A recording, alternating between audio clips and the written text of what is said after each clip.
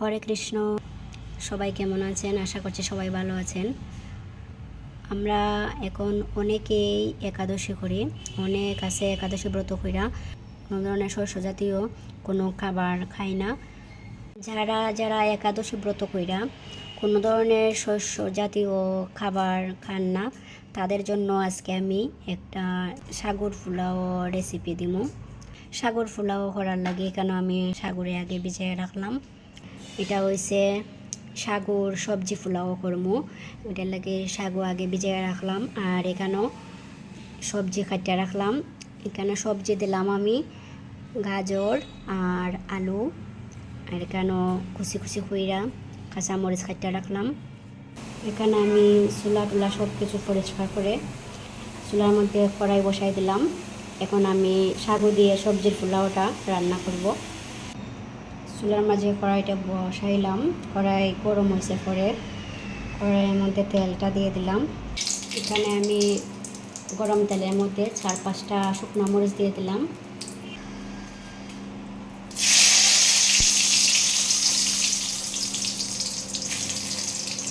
সাথে 2টা তেজপাতা দিলাম, সাথে 2টা তেজপাতা ছিঁড়ে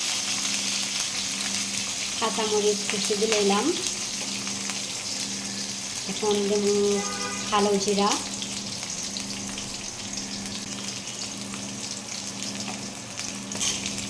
শুকনো মরিচ, তেজপাতা, কাঁচামরিচ কুচি, সাথে কালো জিরা সব কিছু একসাথে নাড়াচাড়া করে ভেজে নেব।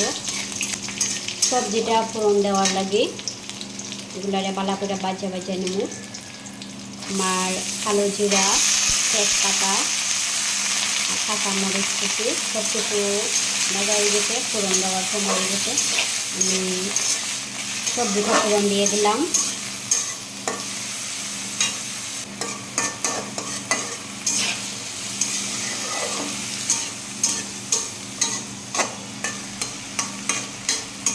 হালকা আগুনে একটু সময় ঢাকনা দেওয়া ডেকে রান্না করব, সবজিটা ভালোভাবে সুসিদ্ধ হওয়ার জন্য।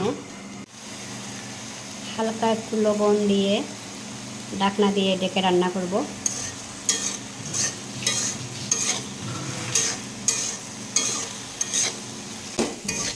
আমার সবজিটা প্রায় সিদ্ধ হয়ে গেছে। এখন আমি আগুনটা একটু বাড়াইয়া দিলাম, বালা করে বাজিয়ে নিই। হঠাৎ করে কারেন্টটাও নিয়ে গেছে, যার কারণে অন্ধকার দেখা যাইতেছে। ভালোভাবে লাল লাল করে ভেজে নিতে হবে।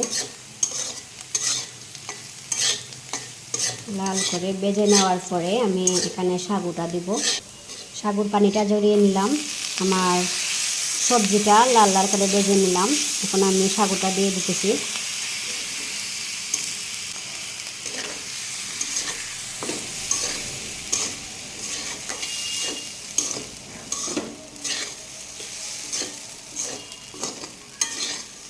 সাগুগুলোকে ভালোভাবে নেড়ে ছেড়ে সবজির সাথে মেশাতে হবে।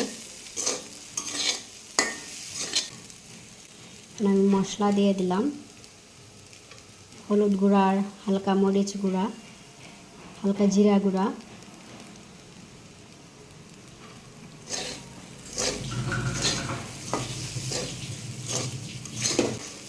স্বাদ মতো লবণ দিয়ে দিলাম।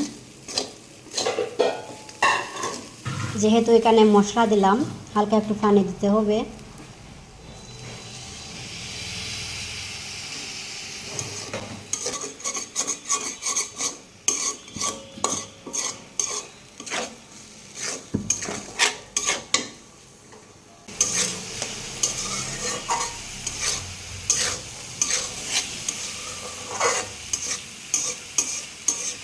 হালকা একটু পানি দিয়ে ভালোভাবে নেড়ে ছেড়ে কম আগুনে ঢাকনা দিয়ে ডেকে রান্না করতে হবে।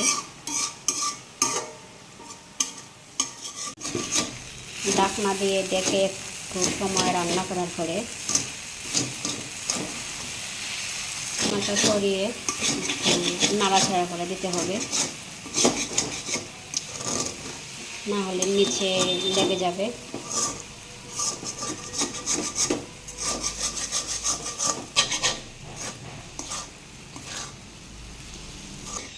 চুলার অল্প আগুনে আমি অনেক সময় এই সাগর পোলাওটা রান্না করলাম।